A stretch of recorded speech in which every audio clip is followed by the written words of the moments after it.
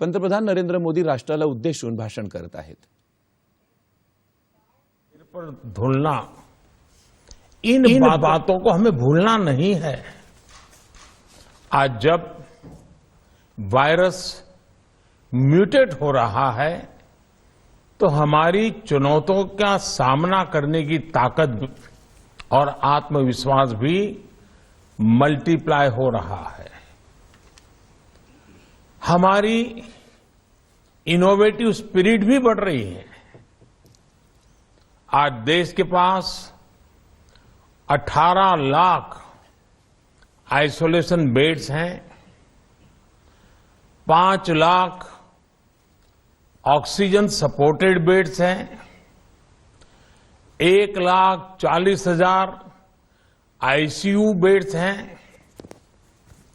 ICU और non ICU beds को मिला दें तो 90,000 बेड्स विशेष तौर पर बच्चों के लिए भी हैं.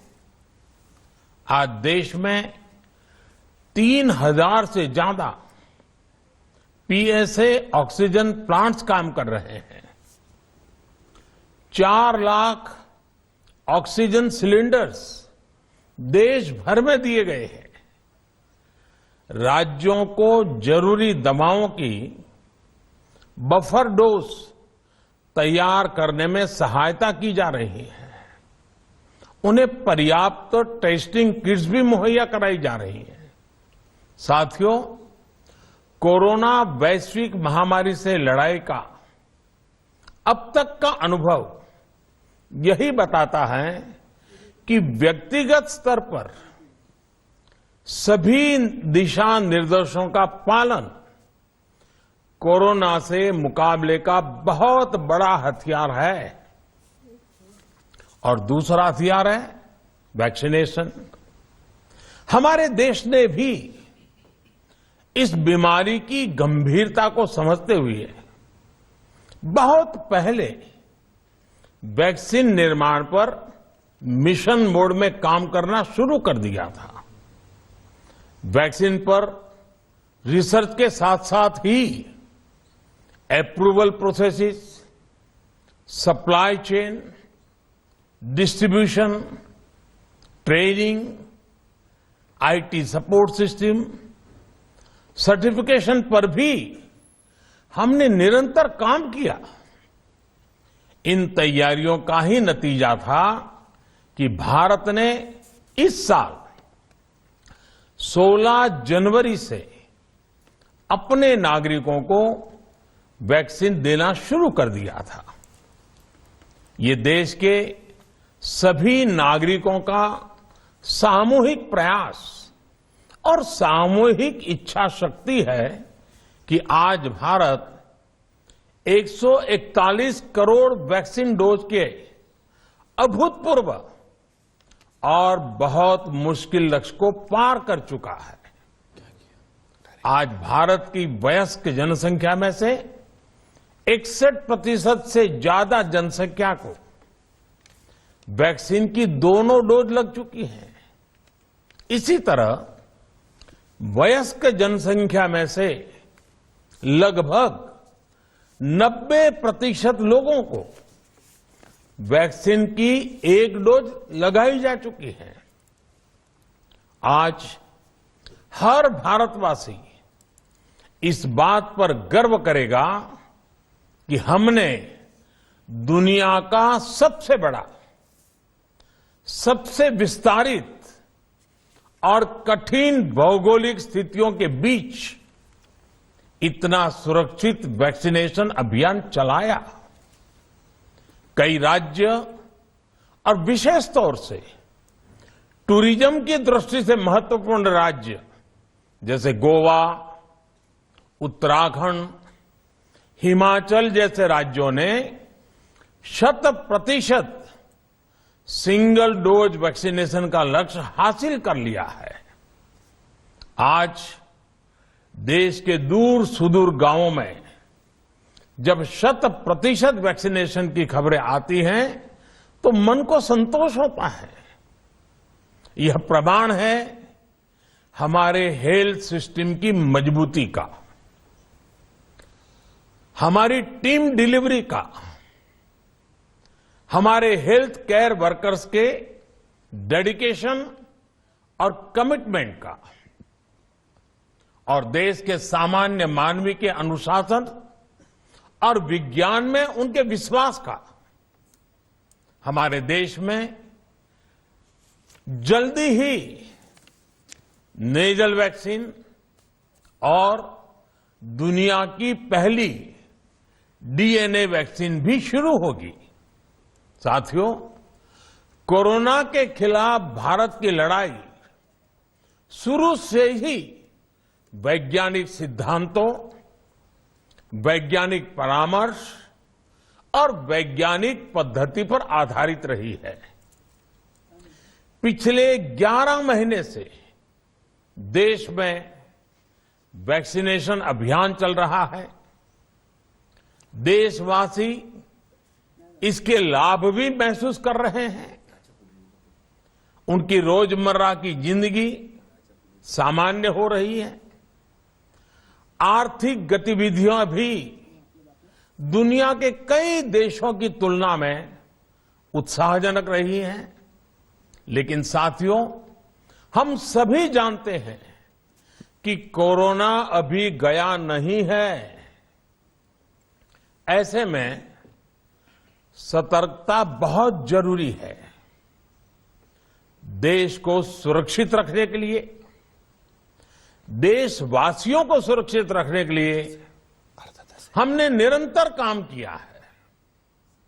जब वैक्सीनेशन शुरू हुआ तो उसमें भी वैज्ञानिक सुझावों के आधार पर ही ये तय किया गया कि पहली डोज किसे देना शुरू किया जाए, पहली और दूसरी डोज में कितना अंतराल हो, स्वस्थ लोगों को कब वैक्सीन लगे, जिन्हें कोरोना हो चुका है उन्हें कब वैक्सीन लगे, और जो कोमॉर्बिडिटी से ग्रस्त हैं उन्हें कब वैक्सीन लगे।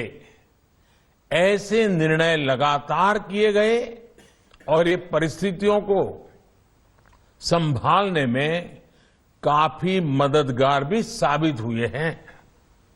भारत ने अपनी स्थिति परिस्थिति के अनुसार भारत के वैज्ञानिकों के सुझाव पर ही अपने निर्णय लिए हैं। वर्तमान में ओमिक्रॉन की चर्चा जोरों पर चल रही है। विश्व में इसके अनुभव भी अलग अलग है, अनुमान भी अलग अलग है। भारत के वैज्ञानिक भी इस पर पूरी बारीकी से नजर रखे हुए हैं, इस पर काम कर रहे हैं। हमारे वैक्सीनेशन को आज जब 11 महीने पूरे हो चुके हैं तो सारी चीजों का वैज्ञानिकों ने जो अध्ययन किया है और विश्व भर के अनुभवों को देखते हुए आज कुछ निर्णय लिए गए हैं। आज अटल जी का जन्मदिन भी है, क्रिसमस का त्योहार भी है, तो मुझे लगा कि इस निर्णय को आप सबके साथ साझा करना चाहिए। साथियों, 15 साल से 18 साल की आयु के बीच के जो बच्चे हैं, अब उनके लिए देश में वैक्सीनेशन प्रारंभ होगा। 2022 में 3 जनवरी को सोमवार के दिन से इसकी शुरुआत की जाएगी। ये फैसला कोरोना के खिलाफ देश की लड़ाई को तो मजबूत करेगा ही, स्कूल कॉलेजों में जा रहे हमारे बच्चों की और उनके माता पिता की चिंता भी कम करेगा। साथियों, हम सबका अनुभव है कि जो कोरोना वॉरियर्स हैं, हेल्थ केयर और फ्रंटलाइन वर्कर्स हैं, इस लड़ाई में देश को सुरक्षित रखने में उनका बहुत बड़ा योगदान है।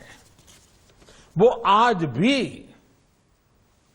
कोरोना के मरीजों की सेवा में अपना बहुत समय बिताते हैं। इसलिए प्रिकॉशन की दृष्टि से सरकार ने निर्णय लिया है कि हेल्थ केयर और फ्रंटलाइन वर्कर्स को वैक्सीन की प्रिकॉशन डोज भी प्रारंभ की जाए। इसकी शुरुआत 2022 में 10 जनवरी सोमवार के दिन से की जाएगी। साथियों, कोरोना वैक्सीन का अब तक का ये भी अनुभव है कि जो अधिक आयु वाले हैं और पहले से ही किसी न किसी गंभीर बीमारी से पीड़ित है, उन्हें प्रिकॉशन लेना सलाह योग्य है। इसको ध्यान में रखते हुए 60 वर्ष से ऊपर की आयु के कोमॉर्बिडिटी वाले नागरिकों को उनके डॉक्टर की सलाह पर वैक्सीन की प्रिकॉशन डोज का विकल्प उनके लिए उपलब्ध होगा। ये भी 10 जनवरी से प्रारंभ होगा। साथियों, मेरा एक आग्रह है